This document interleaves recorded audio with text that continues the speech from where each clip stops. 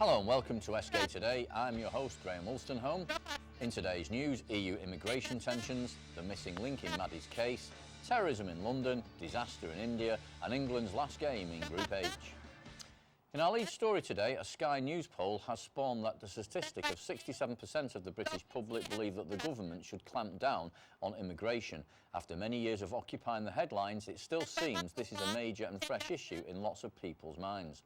Politicians will have to adapt their policies around the mindset in order to achieve at the next election. This statistic comes amid fresh speculation on EU immigration policy caused by a controversial column in the Daily Express, stating that EU immigration is undermining our proud nation. The article, written by Leo McKinstry, portrays the European Union as a tyrannical force for destruction in an obsessive quest to create federal superstate. MP George Galloway has condemned this article by saying problems of the white middle class are not already economical. Here's what he had to say. The Asians have a community. They have a mosque, they have extended families, they have a pattern to their lives. They either pray 5 times a day, or at the very least they go to the mosque on a Friday, so they meet everyone, they meet all their relatives, and there are boundaries in their lives. 6 years on and the search for Madeleine McCann is still ongoing. 2 e-fits have been released by detectives, hoping that they will lead them to missing Maddie. The images are said to show the same man seen in the Portuguese resort where 3-year-old vanished in 2007. The man is white and aged between 20 and 40 with short brown hair and of medium build and height, and is clean shaven. Deputy Chief Inspector Andy Redwood, who is leading the inquiry, said whilst this man may not be the key to unlocking this investigation, tracing and speaking to him is of vital importance to us. Scotland Yard reopened the case in 2011, 3 years after police in Portugal dropped their investigation. They claim to have made massive steps forward. The e-fits will be featured in a 25-minute reconstruction with other leads and an interview with Maddie's parents on BBC's Crime Watch later on tonight. 4 men have been arrested in London under the Terrorism Act of 2000. Counter-terrorism police detained 4 men across several residences in the capital. Officers carried out a pre-planned anti-terror operation. This operation included the 4 arrests and the search of 6 properties. Police said that the public safety was an overriding concern.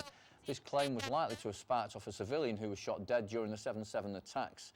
Sometimes arrests such as these are preemptive measures when a perceived terrorism act is imminent.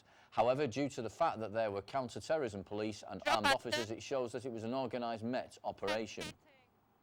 We can now go to Scotland Yard for more information on this story with Stephen Douglas. To a police station in South London, which is where they're being questioned, and as part of this investigation the police say they're currently searching 6 different properties across the capital. Now these arrests happened last night in various locations across London, in East London, in South East London and also West London. Now we're told that these arrests were made by armed police officers as part of what they're calling an intelligence-led investigation. Now at this stage the police haven't revealed the specifics, the particulars of what these men are actually accused of doing, but we do know that they were arrested under the Terrorism Act, and the offence that they were arrested for is on suspicion of the commission or instigation of an act of terrorism, and the police have said that overall the public's safety was their major concern. Hundreds of thousands of people who were evacuated before Cyclone Falain crashed into eastern India have started returning to their homes, but many will remain in shelters as their homes and businesses were wrecked by the strongest cyclone in 14 years. As the storm weakened, a vast relief operation got underway in Orissa and Andhra Pradesh states, where officials say up to 1 million were displaced. Mass evacuations managed to keep deaths down to a bare minimum. Officials say that 22 people were killed and one of the deaths was in Orissa. The cyclone flattened many coastal homes, uprooted trees and blocked roads in 2 states. Support will also come from the UK as well, after David Cameron tweeted the UK will do what it can to help.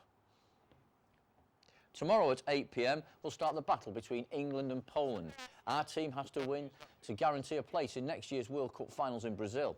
Poland's playing for honour as Ukraine defeated them on Friday 1-0. England captain Steven Gerrard says that Poland have nothing to lose and may want to beat us and send us off to the playoffs. One thing is for sure, we won't ignore them like we did 40 years ago, especially after Pole striker Robert Lewandowski. Words said that we want the right result with a good game. But will Poland repeat the history of 1973? We have Matt Dabrowski from Stockport College Academy in the studio to discuss this. So, what do you think, Matt? What do you think the outcome will possibly be this time tomorrow? Well, a bit longer than that. In 30 hours' time, do we see England going to Brazil, or do we see Poland defeating them? It's really hard to say because Poland is a strong team, so is England. But Poland have good players, quality players, but they can't play together.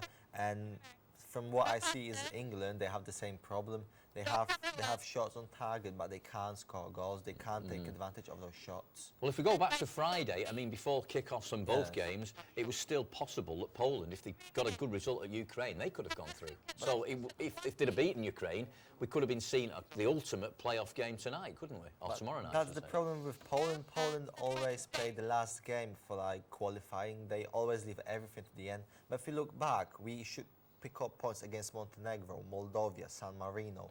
We've lost a goal against San Marino, which is a big surprise because San Marino haven't scored in like 60 years or something. Yeah. So do you actually see the game on Friday was the main default really for Poland? If they'd have got even a draw, the chances are they would have gone through it, or they could have had a good crack at England tomorrow.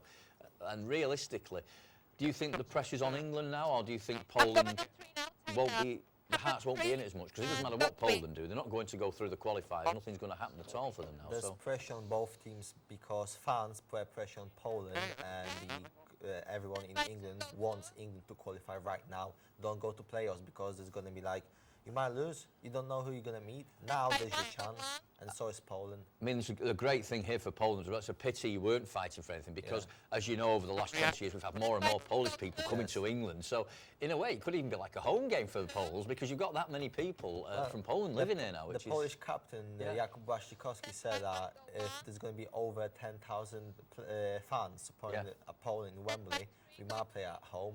I mean, it might be built up for a really great atmosphere. I mean, you won't remember back in 1973, obviously way before your time. I was here, unfortunately. But there was this sort of media sort of build-up to England. We should beat Poland. And as we all know, Poland drew 1-1. Thomas Eskay in the net there. You'll appreciate him. The crazy, as Brian Clough called him, the clown that night. And Poland went on to the finals and won the third place playoff. They got to the semis, didn't they? They were narrowly beaten by Germany. They would have gone to the final in Germany. So it just shows you that, you know, anything can happen. Where do you see Poland going from this moment on? Do you think they'll qualify for the 2016 European Championships? That's the next major thing, isn't it? It's too long way. We've got a strong team. We have young players. We need to get on with this. We need a better coach, a better manager. We need someone from outside because the last 3 managers were from Poland and they can't do anything, they don't have any success. Where we can take someone from the outside of the country and someone who can give us a new motivation. So ideally you're like a Pep Guardiola or a Jose Mourinho or somebody to do that. That'd be great, wouldn't it? No, not Mourinho, Mourinho. He's a pretty cocky person. But somebody who we had Ben Hacker, Leo Ben Hacker, and he was a quality manager. He might be a nice manager for you. Arsene Wenger if he leaves Arsenal because he's got his feet on the ground, hasn't he? So I mean, but he didn't want anything. But anyway, give us a quick prediction for tomorrow night's score. What do you think will happen? Give us a scoreline. Quick scoreline. To be realistic, I say 2-1 to England.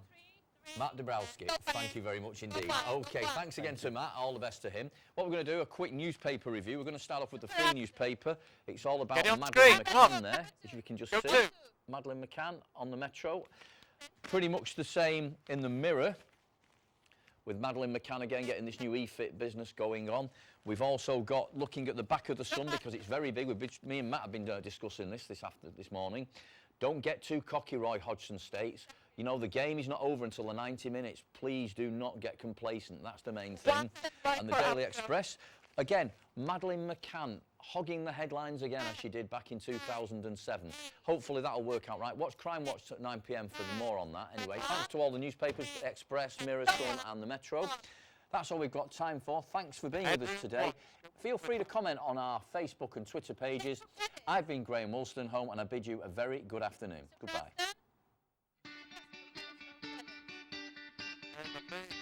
Not yet.